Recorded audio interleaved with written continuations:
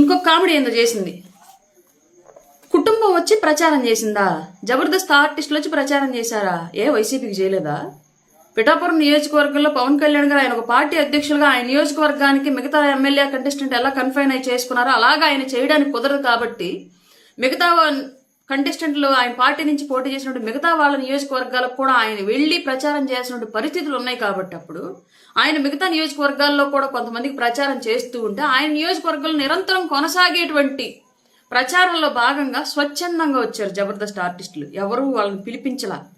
మీ కనుక ఆలీని, పోసాని కృష్ణమురళిని వీళ్ళందరం తీసుకొచ్చి paid amount pay చేసి పిలిపించుకొని ప్రచారం చేయించారు కదా. అలాగా జబర్దస్త్ ఆర్టిస్టులు ఎవరికి కూడా డబ్బులు ఇచ్చి పిఠాపురం నియోజకవర్గానికి పిలిపించలా.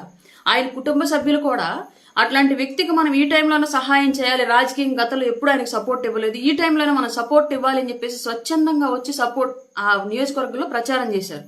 అది ఆయన మీద ఉన్న అభిమానంతో.